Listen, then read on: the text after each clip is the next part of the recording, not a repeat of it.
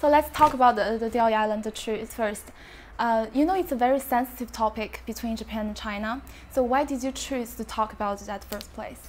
Because in the West, nobody knows about the issue, and because the Western media doesn't report about it.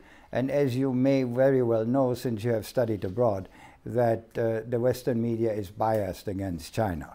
Yeah. And I'm a person who likes fair play, and I don't think that China in this situation gets a fair play because these islands at the latest should have been returned 1945.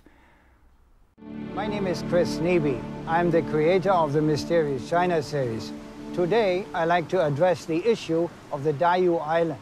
These islands have been Chinese territory since ancient times. I assume that you must been to a lot of museums. Oh yeah. Go to a lot of experts. Internet, many discussions with people. Yeah, there are different sources. So how did you prove that Diaoyu Island is actually Chinese, belongs to China? You will be surprised, there are no differences. There are no differences. It's very clear. There is nobody who says, this is not true. This is only the Japanese who do that. It's very clear. I mean, you know, already in the maritime charts of your famous Ming Dynasty explorer, Cheng He, the Diaoyu Islands are included in the maritime charts of Cheng He. Also, the Japanese maritime charts in the 19th century do not include the Diaoyu Islands. And you covered pretty much all historic events in your documentary related to Diaoyu Islands from Ming Dynasty to now. Right. What is the most shocking part, details about this history to you? Shocking? Yeah. That it was illegally annexed in 1895 because the opportunity was there. There were no people, there was no army there was no navy there, and they just took it. And they said, okay, and they got away with it. Did you think of such actions of Japanese government? Wrong.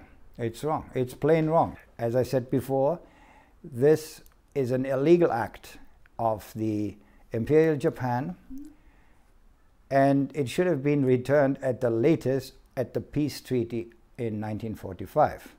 But since this was not a part of the Shimonoseki Treaty in 1895, because the Japanese illegally annexed it outside of their treaty, the issue was sort of put under the rug.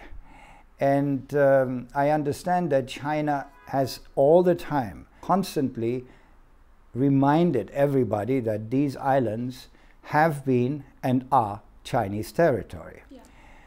But you see, in this connection, it's interesting to know that China in 5,000 years has never made an aggressive war. It's not your style. It's the American style is, you see, if you don't do what I want, I shoot. This is not the style of China.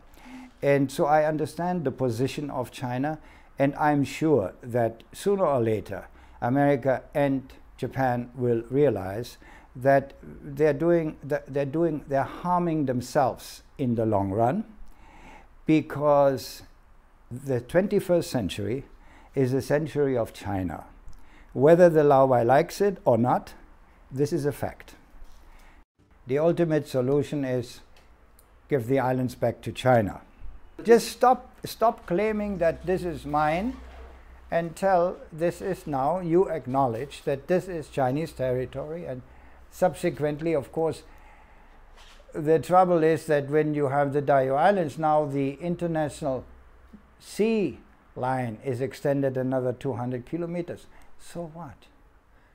So what? Live with this. Give the islands back. And I mean, of course, there is this myth or economic myth that there may be gas and oil in the area. And okay, if there's gas and oil, let's develop it together.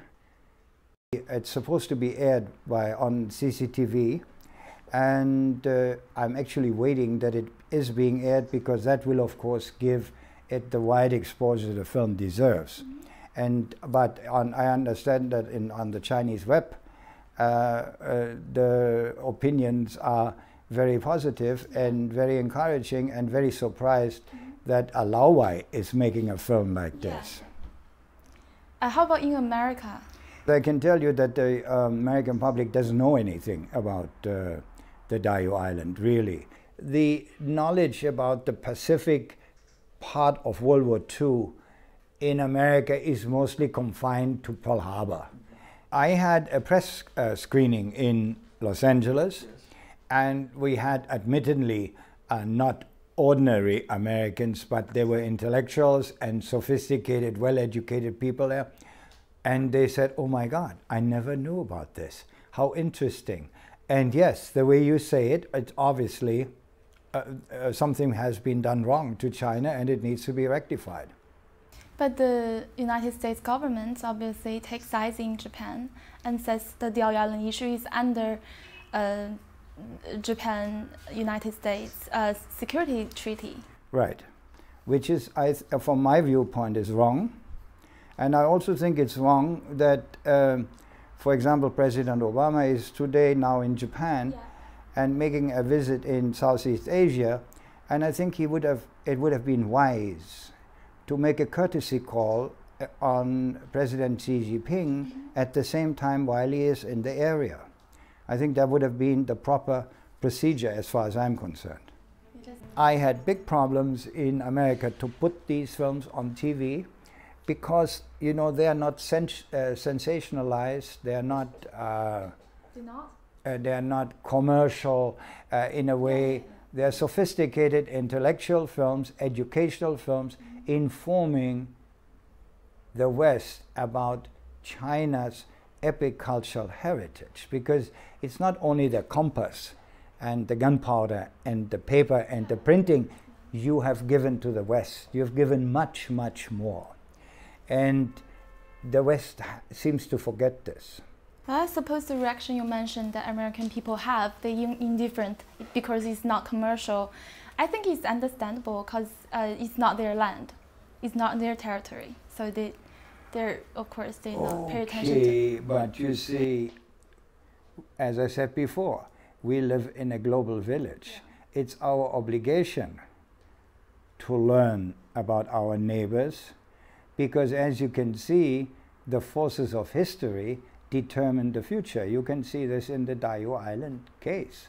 Normally people would have said, "Oh, this is over 100 years ago, forget it." It's not forgotten.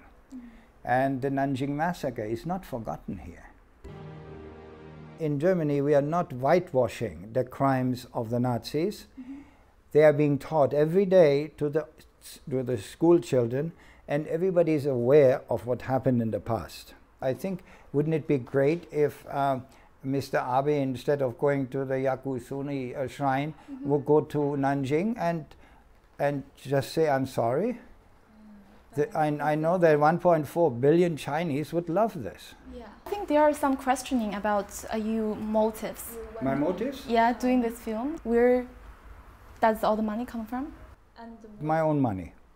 Your own money? My own money. Totally my own money. I made the two films, Tibet and Diaoyu Island. I did with my own money because I felt that I almost owe it to China, because, you know, I'm very well received here. And what have you gained from this? Nothing. First of all, documentary filming is not a money-making situation. And secondly, it's nice to do something what nobody else did. According to some report on the internet, you said you want to be a modern Marco Polo. Did you say that? That's what people called me in the early days when I made a film in Xinjiang. And that's where that started. What's about China that you love most? There is a gentleness here, and also the great capacity of communal activities. For example, I think it's great when you go to, I made a film in Yangzhou, and then you go, and at night you hear music, and then you see 50 people dancing, ladies dancing, and happy and happy, a bit really happy. We don't have that in the West. And then, of course, hospitality. I mean, there is no country in the world, at least I don't know any country, where they say, have you eaten? Che palama, no? Chilama, yeah. No country in the world has that. Isn't that charming? And I think it's just like morning. It's just say hi to people, like the way we say hi. Yeah, this is very nice. And these are things which make you very different. And also that, of course, the West, for example, has a problem that you are non-aggressive. You don't like to say no. Yeah. Say, Lao say, yes or no? No. Chinese say maybe. The Chinese are like fish. If you can't get it this way, maybe you can get it this way, or you can get it this way, or you can get it this way. Much smarter. Less confrontation, less excitement, and less agitation. That's another thing the Western world needs to understand.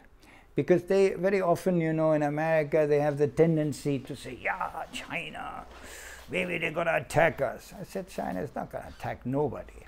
Our world has become a global village. We depend on each other. We must understand and respect our diversity. The forces of history determine the future. Thank you.